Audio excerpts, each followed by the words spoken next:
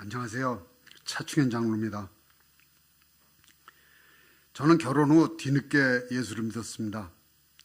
제 고향집은 해마다 이른 봄이면 무당들을 불러서 동네 사람들이 함께 굿판 벌리는 도당과 인접한 곳에 있어서 무당들이 숙소요 굿판의 지휘본부 역할을 했었습니다.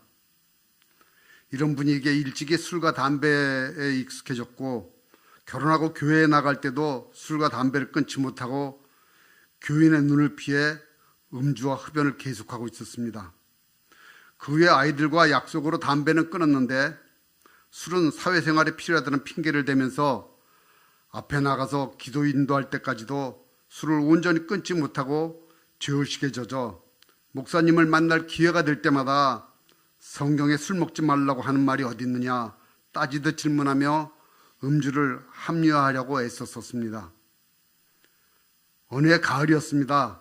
공기 맑은 곳에서 성경을 읽겠다며 지인이 있는 진부를 찾았습니다.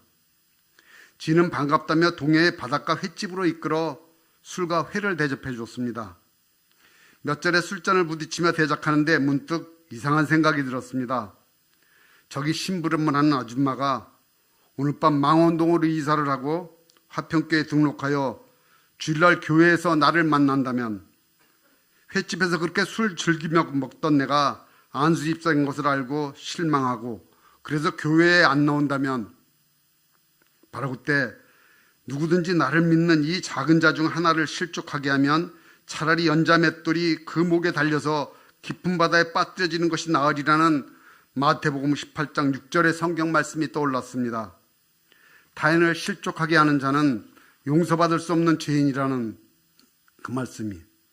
그때부터 저는 정말 거짓말같이 술을 끊었습니다.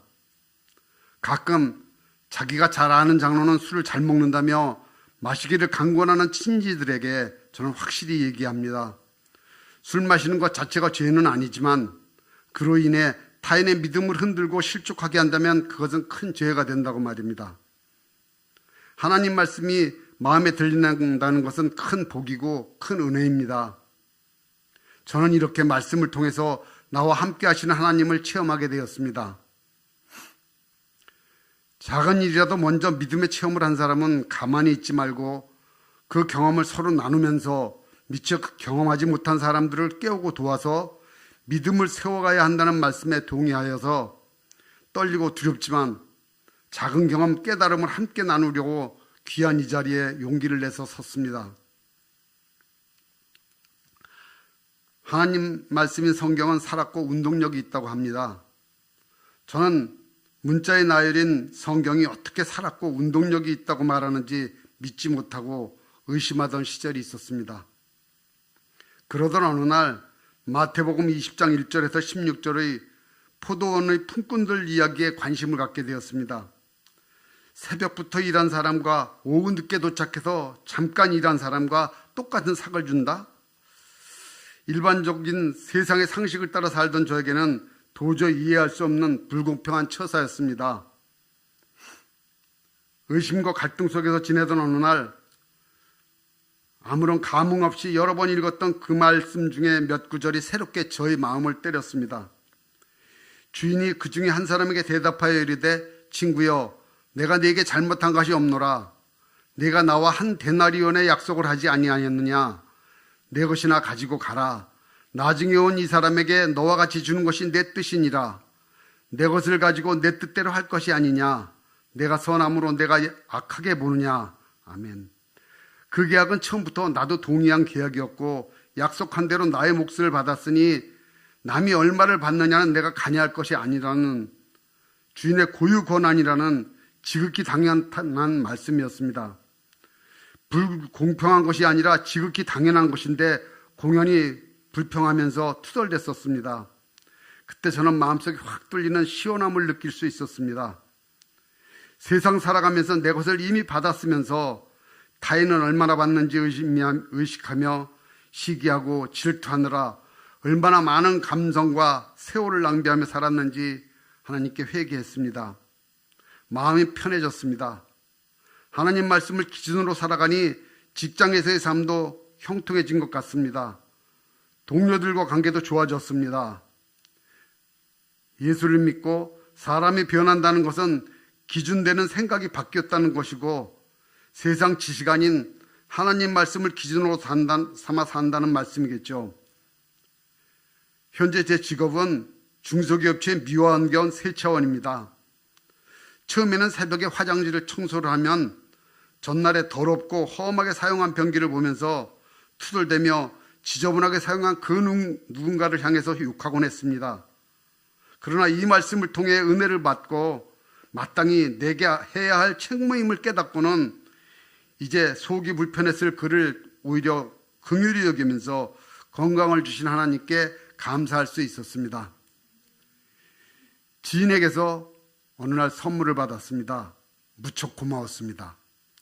그런데 얼마 후 다른 사람 것에 비해서 제 것은 조금 부족한 차이가 있는 것을 알고 고마움은 사라졌습니다. 무시당한 것 같아서 서운해하고 분노한 때가 있었습니다. 그런데 그때도 이 말씀이 떠올랐습니다.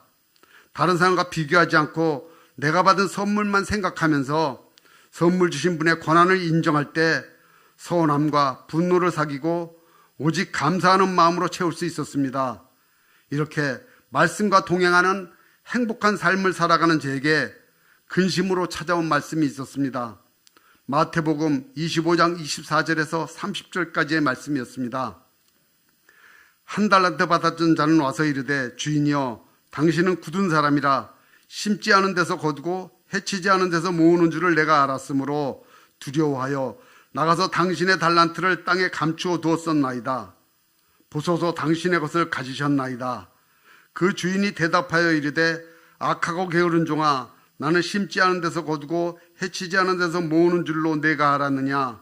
그러면 내가 마땅히 내 돈을 취리하는 자에게나 맡겼다가 내가 돌아와서 내 원금과 이자를 받게 하였을 것이니라 하고 그에게서 그 한 달란트를 빼앗아 10달란트 가진 자에게 주라. 무릇 있는 자는 받아 풍족하게 되고 없는 자는 그 있는 것까지 빼앗기리라. 이 무학한 종을 바깥 어두운 데로 내쫓으라. 거기서 슬피 울며 이를 갈리라 하니라. 아멘. 말씀을 읽는 중에 문득 나는 어떤 종인가 하는 의문이 생겼습니다. 형제와 이웃을 온전히 사랑하지도 못하고 전도도 잘하지 못하며 예수님 대접하듯이 구제에 적극적이지도 못했고 열심히 충성하고 순종하는 삶을 살지도 못했는데 나는 도대체 무슨 뻔뻔함으로 한 달란트 받은 게으른 종이 바로 나라고 생각하지 못했었을까? 그런 생각을 했습니다. 난 기도의 은사도 전도의 능력도 없고 남과 나눌 만큼 넉넉한 물질도 없으니 받을 달란트가 없으니 나와 상관없다고 생각했었나 봅니다. 예수님을 구주로 믿어 천국을 약속받은 하나님의 자녀로 삼아주셨고 세상에서는 편히 쉴 사랑 가득한 가정을 주셨으며 자유롭게 거동할 수 있는 건강과 때마다 일용할 양식을 주셨고 나날이 험난해지는 세상에서 온 가족을 무탈하게 지켜주시는 하나님의 은혜가 한 달란트 가치도 안 된다고 생각하는 참으로 어처구니 없고 어리석은 저였습니다.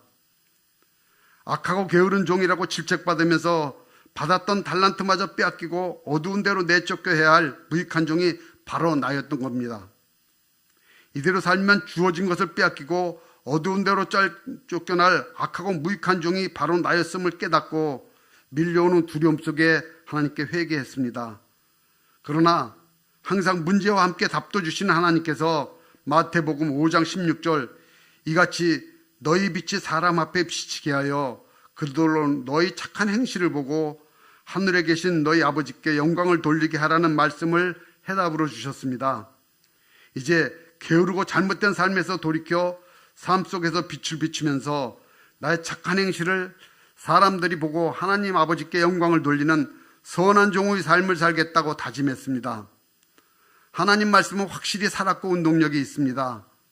날마다 주님의 발치에 앉아 말씀에 귀를 기울이던 마리아처럼 말씀 듣기를 즐겨하며 들은 말씀을 마음에 새기고 말씀과 동행하는 지혜로운 삶을 살아야겠다고 다시 한번 다짐해 봅니다. 감사합니다.